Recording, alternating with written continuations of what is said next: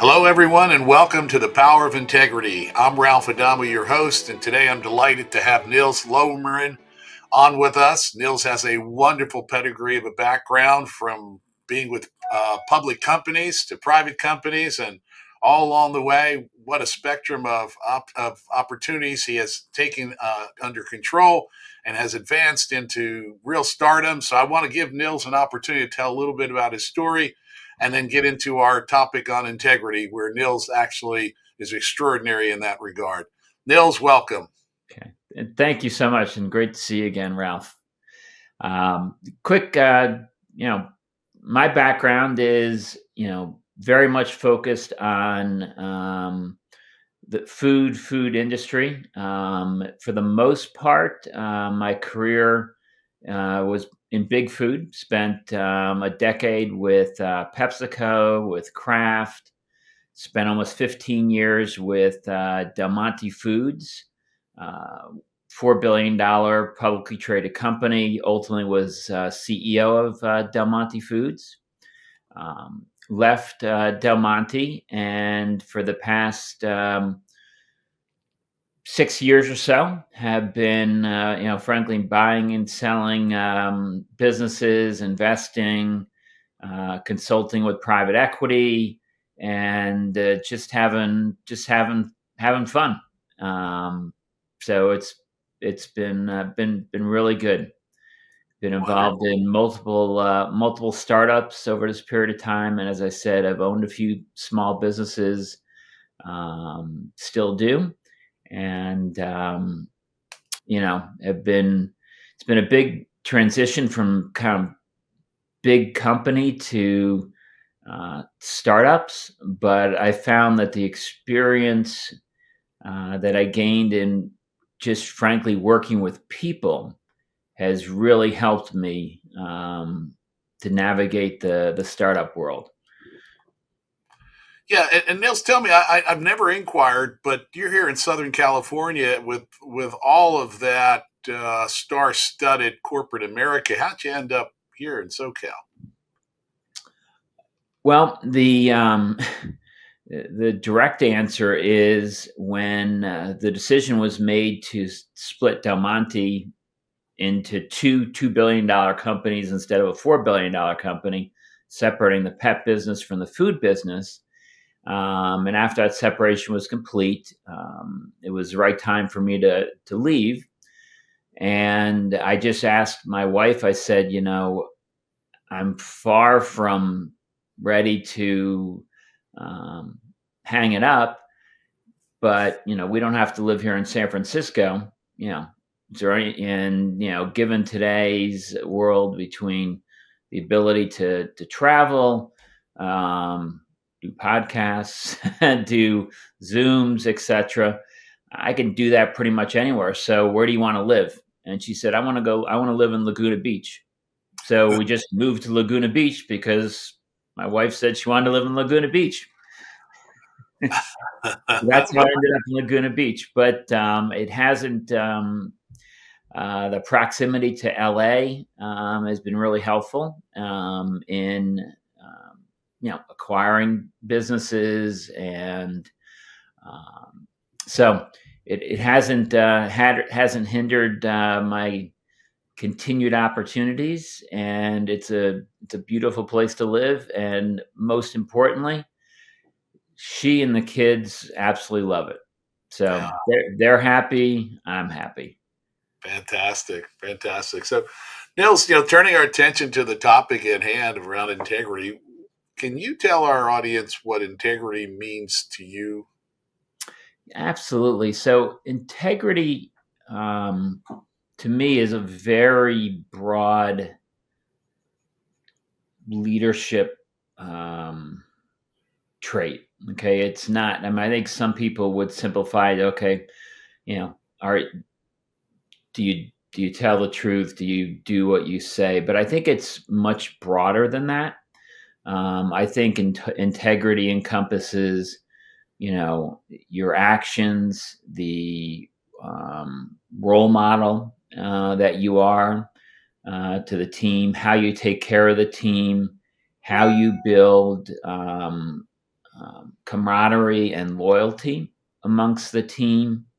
And it really comes down to, how you treat people.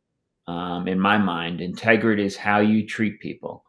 And what I've always found is if you treat people well and fairly, and you're honest with them and direct with them, that they're going to reward you in their loyalty and their performance. And, that's been reinforced many times to me throughout my career. I mean, I've had, I can remember a story when I was with Del Monte, and I was on a annual tour. Del Monte had about 20 manufacturing plants, and I'd go around and touch each individual plant every year in person to talk to, obviously in large groups, but every hourly employee in the company is about 20,000 people. But to me, that was really important because it sent a message to them that they were important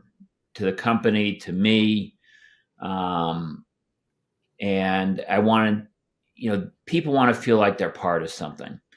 And, I had a sidebar with the plant manager, and he said, I get up every morning, I work really hard to do the best I possibly can. But, I don't do it for Del Monte, I do it for you. And that was a really powerful statement. And, what was behind that statement was he knew that I was committed to him. I was interested in him, his family, his personal success and how he felt. So, it took it beyond that. Hey, I go to work, I work hard, I get a paycheck, I take care of my family, to kind of a personal bond that, hey, we can work together to create better products, a better business, and a better life for our families. Another example is I moved to a startup CEO role, and I've done 3 of these so far, but this is probably going back several years. And I needed help, and I needed help at very senior level, people that had relationships with the largest grocers in the world. This is it's a food business. We were looking to get into mass, the Walmarts, Targets, etc.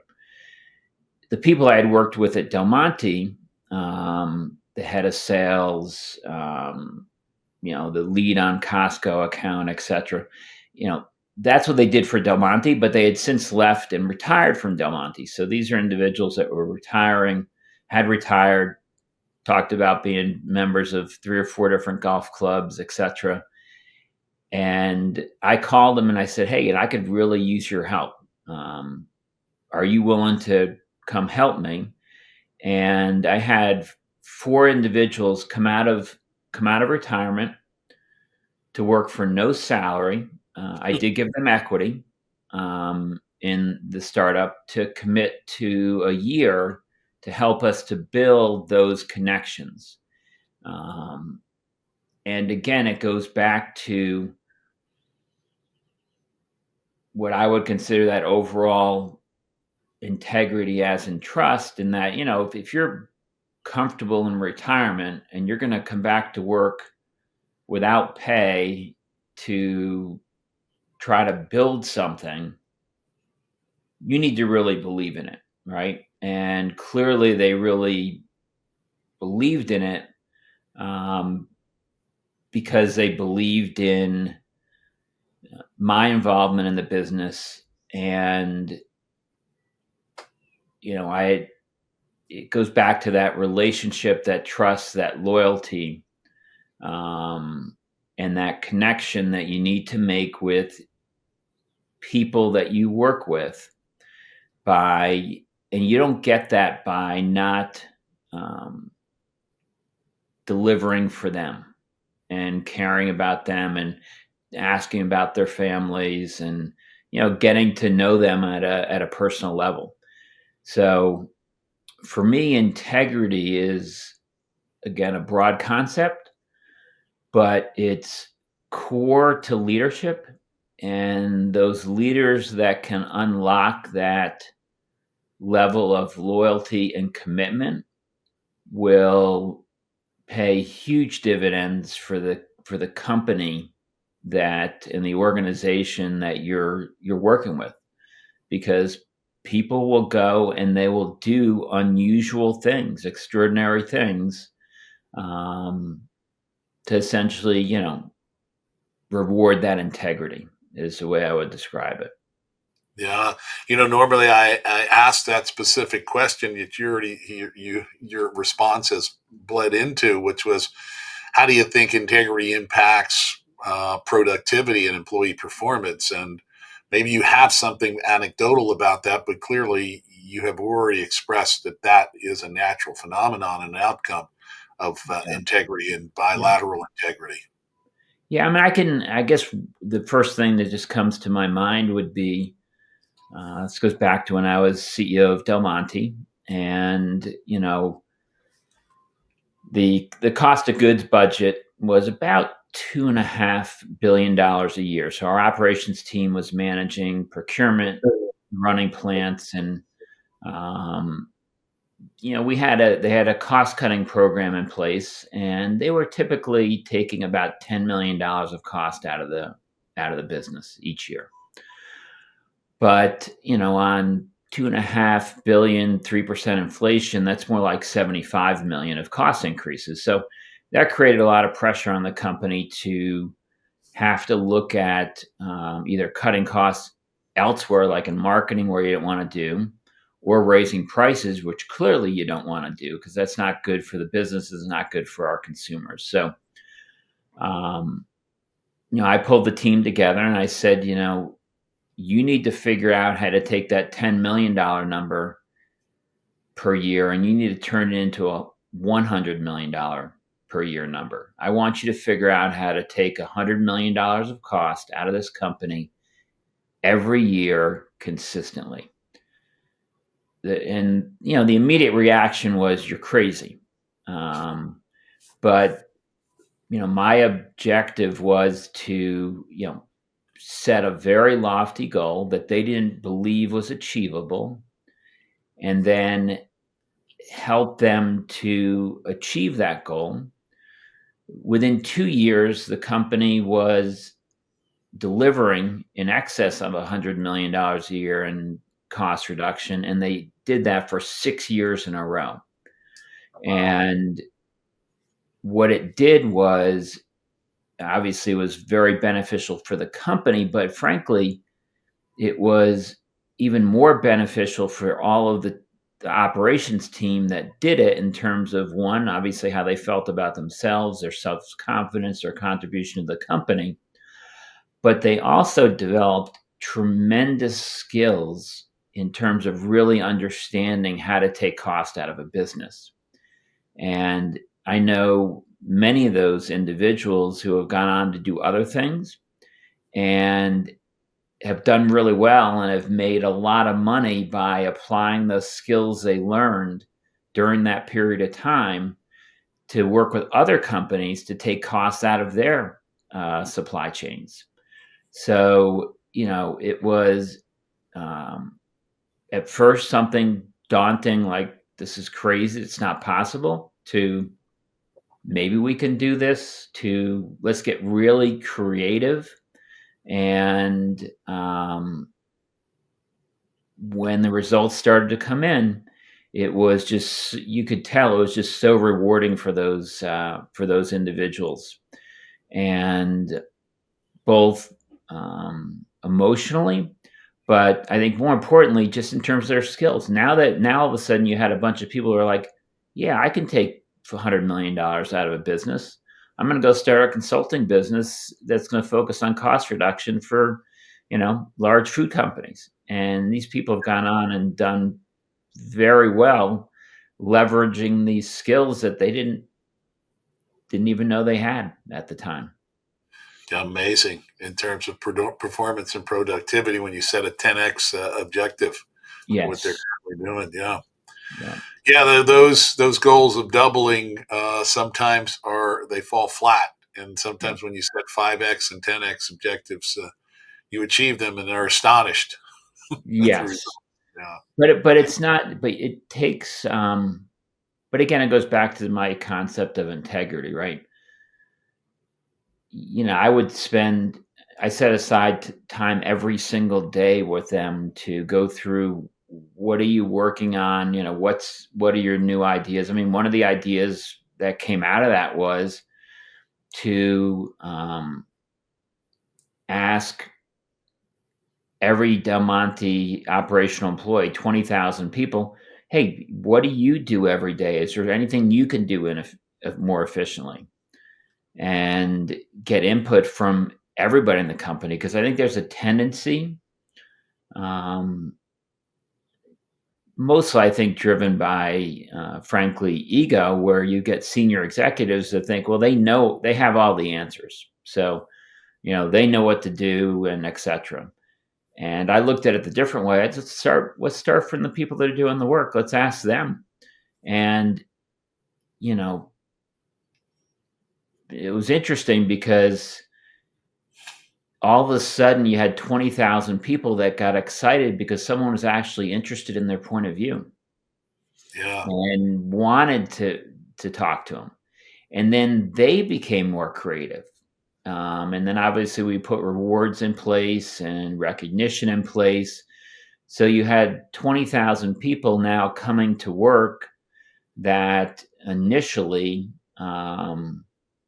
were coming in, punching out, whatever, and to the point where they're coming in and they're looking around and saying, what can I do to, reduce cost, be more efficient, save time, sharing ideas with each other. We would pull employees together and have workshops, from different. So if we had a very high performing manufacturing plant, we would have a offsite, forum with, the team, the hourly employees from an operational plant that wasn't that efficient. What do you do differently than we do?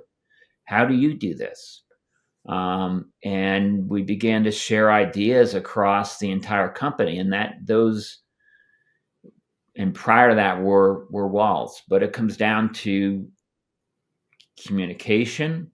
It comes down to commitment, to caring, to wanting to do better.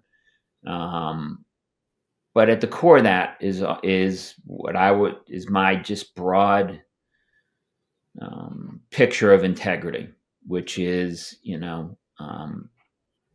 be close to people, care about people. Don't worry about whether me are getting better. Focus on getting them better because they do the work, and help them to get better. And the result, the ultimate result, is what you want. And, in Del Monte's case, we had a 4x, return in, share price, and in a single year, we took our earnings per share from 58 cents to $1.42. wow, And that change was all based on cost reduction. But, it all comes down to just very simple, basic things of, focus on the people that are doing the work, get to know them, care about them, nurture them, and help them to believe they can do things they had no idea they could believe or achieve before. yeah. So, And Neil, so that's kind of looking on the inside to the employees, and it reminds me, I've mentioned this in a couple other podcasts, of a CEO like yourself in a large Fortune 1000 company wrote a book called Employees First, and putting the employees first if you felt you wanted to achieve the best outcome for your customers and consumers and clients, you needed to put your employees first. And it sounds very much like you're echoing that philosophy. Yeah, I mean, that's my personal leadership philosophy, is to focus on the team, um, and focus on the team's success. Because because at the end of the day, if the team's successful, I'm going to be successful. Yeah. Yeah, you know, I am I am a supreme capitalist, but I find the best way to achieve that, like I said, is you know allow the team to win, and by default, I win. So Yeah. When you think about your outside constituents, the stakeholders of the consumer, how does integrity in your mind play a role with the consumer loyalty? what's critical there is making sure you deliver on the promise of the product. So when um, using Del Monte as an example, I know from the research that we've done that consumers were very happy to pay a 30% premium versus private label for the Del Monte branded product. But they expected something for that extra 30%. And it was very important to make sure that gets delivered. So whether it's quality, service, availability, um, all of those factors. So it really comes down to delivering on the promises that you make to the consumer. And when you deliver on the promises you make to the consumer, at the end of the day, you can charge more for your product, and you can have higher margins and a more profitable business. But you can't, if you make a promise to a consumer and they have a bad experience, you've lost that consumer. They're not going to come back. Consumers don't give you a second chance Yeah. because there's so many other alternatives out there, right? Why would you go back to that brand again when there's so many other alternatives out there? I mean, Yeah. we were mostly selling, well, half the company was pet food, but half was just canned fruit, vegetables, and tomatoes. Um, and people were willing to pay more for the Del Monte brand because they knew what they were getting. They knew when they opened that can, they were going to get the same high quality product every time. And it was so important to make sure that we delivered that same experience billions of times a year. Not simple. Because it's like I said, if you lose a consumer, you lose a consumer. Yeah. Absolutely, for sure.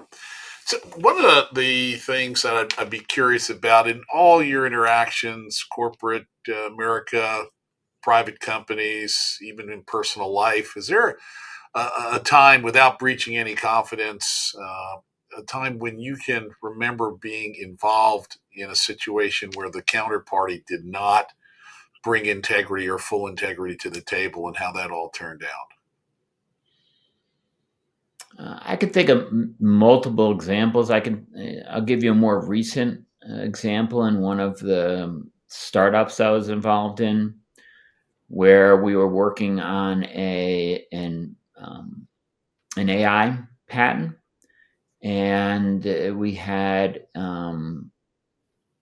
uh, AI technologists working on writing this writing this patent. And the patent was very unique in that the number of people who are qualified to write this patent was very, very limited because it was in a pretty obscure area of science.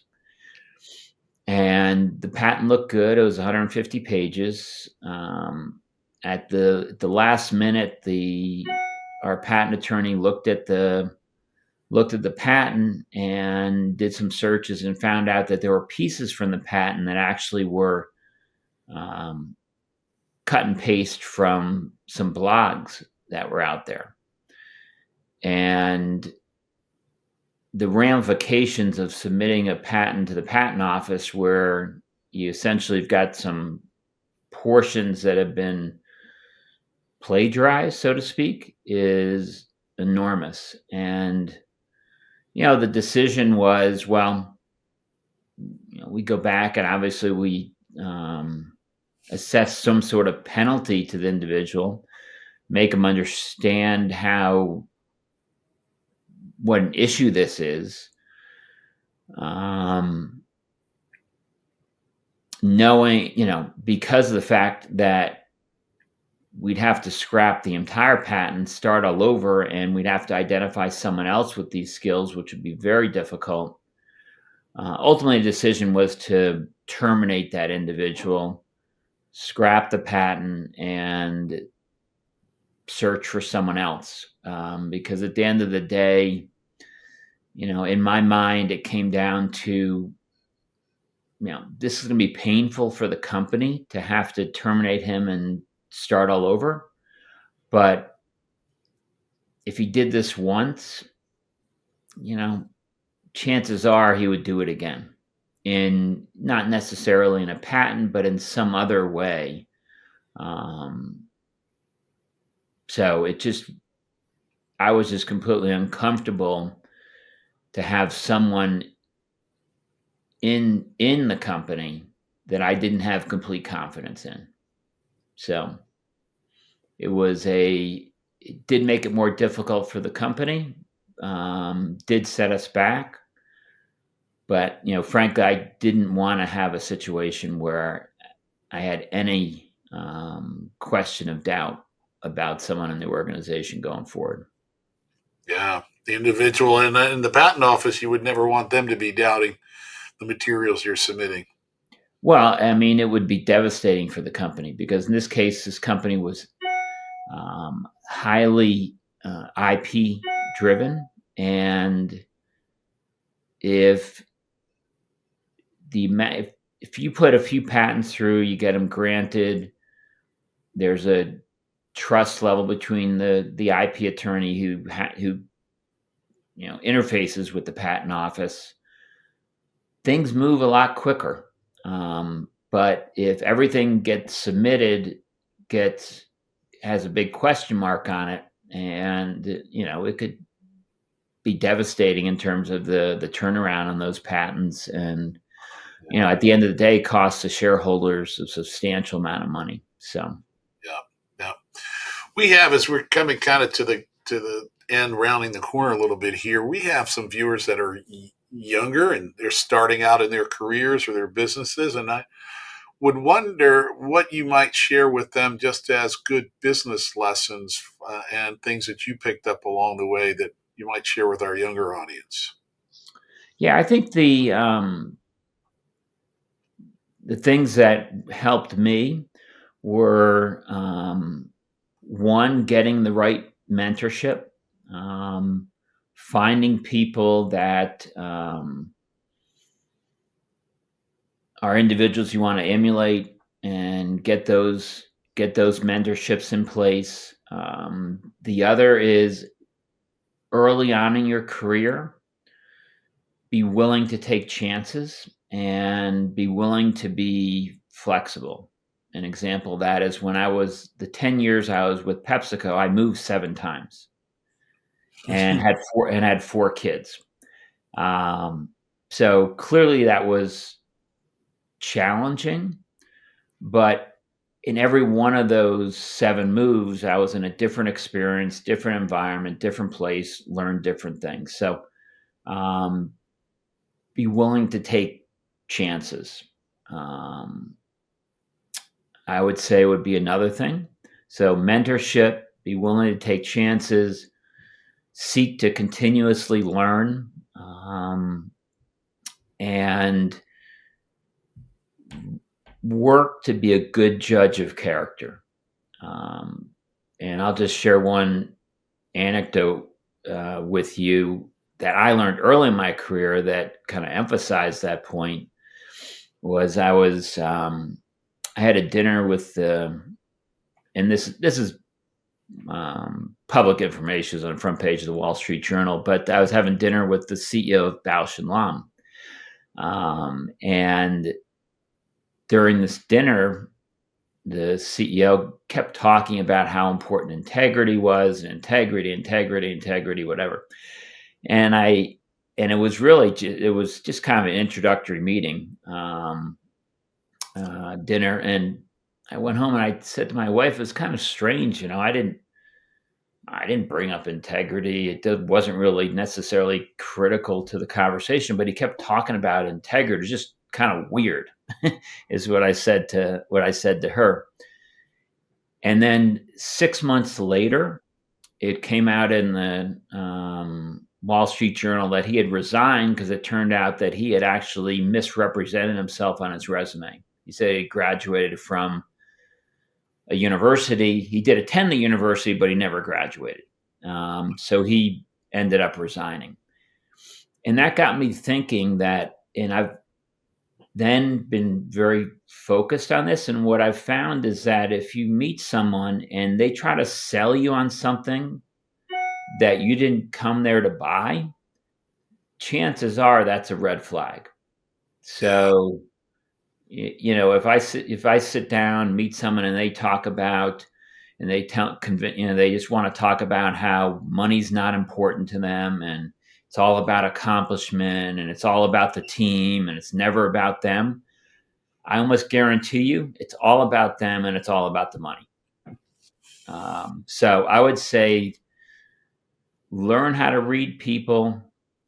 Um, Build a team around you that you get close to, and build loyalty that goes beyond business. Get the right mentorship, and be willing to take chances early in your career, and Yeah. continuously seek to learn.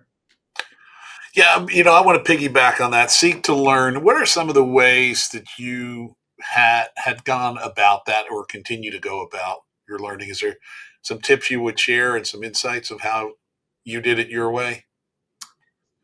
For me, the only really effective way to learn is to do it and fail, make mistakes, and um, realize realize that, hey, I messed that up, and this is what I did wrong, and I should have been, I should have done this differently. I should have saw that before it was too late. So for me, the way to continually learn is to continually to experience, and most importantly, fail on a regular basis, because you learn from your failures. You don't. I don't.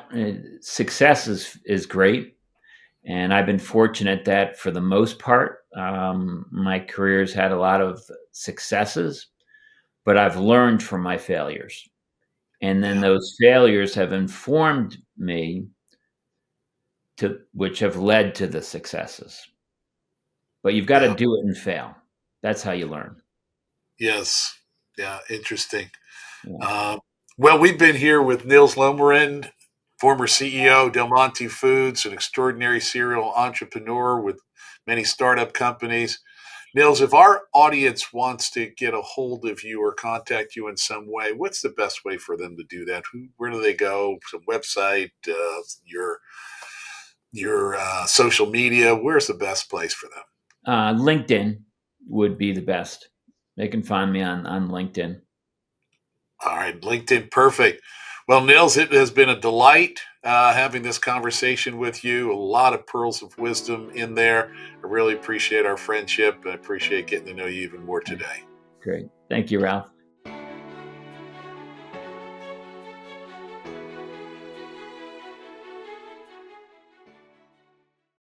The information presented in this program is provided for informational purposes only. The information is believed to be reliable, but no guarantee of accuracy is made or implied. Expressions of opinions are as of this date and are subject to change without notice.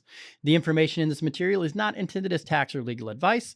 Please consult a legal or tax professional for specific information regarding your individual situation. This information does not constitute a solicitation or an offer to buy or sell any security. Investing involves risks, including possible loss of capital. Ralph Adamo is registered with the securities and are offered through Kovac Securities Inc., member FINRA, SIPC, 6451 North Federal Highway, Suite 1201, Fort Lauderdale, Florida, 33308. Telephone number 954-782-4771. Investment advisory services are offered through Kovac Advisors Inc. Integrity Wealth Management is not affiliated with Kovac Securities Inc. or Kovac Advisors Inc.